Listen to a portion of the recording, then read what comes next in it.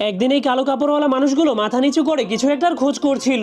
তখনই হঠাৎ করে তারা দূর থেকে একটা মানুষের কান্নার আওয়াজ শুনতে পায়, যার ফলে তখনই লোকটা বুঝতে পারে কিছু একটা মজাদার ঘটনা ঘটবে। এই জন্য সে জলদি করে ভিড়ের দিকে চলে যায়। কিন্তু সেখানে যাওয়ার পর সে দেখতে পায় একটা মহিলা মাটিতে পড়ে আছে। কিন্তু সেই মহিলাটা এখনো না মরার কারণে সবার মনটা অনেক খারাপ হয়ে যায়। কিন্তু তখনই তারা দূর থেকে একটা গাড়ি অ্যাক্সিডেন্টের আওয়াজ শুনতে পায়। এই জন্য লোকটা অনেক খুশি হয়ে আবারও ভিড়ের মধ্যে চলে যায়। তখন তারা দেখতে পায় একজন ধনী লোক একটা গরিব ছেলেকে ধরে পেটাচ্ছে, কারণ তার দামি গাড়ির সাথে সেই ছেলেটার বাইকের অ্যাক্সিডেন্ট হয়েছিল।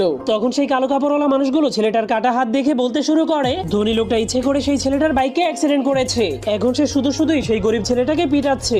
যার কারণে সেই কালো কাপড়ওয়ালা মানুষগুলোর মুখ রেগে লাল হয়ে যায়। তখন তারা কোনো কিছু না ভেবেই সেই ধনী লোকটাকে গালি দিতে শুরু করে দেয়। এই জন্য সেই ধনী লোকটা তাদেরকে আসল ঘটনা বোঝানোর চেষ্টা করলেও কেউই তার কথা শুনতে চাইছিল না। তখন সেই ছেলেটা পালাতে গেলেই ধনী লোকটা তার ব্যাগটাকে ধরে ফেলে। এই জন্য তারা সবাই সেই ধনী লোকটাকে ধরে মাটিতে ফেলে মারতে শুরু করে দেয়। এমনকি একজন তো ইচ্ছে করে সেই ধনী লোকটার গাড়িটাকে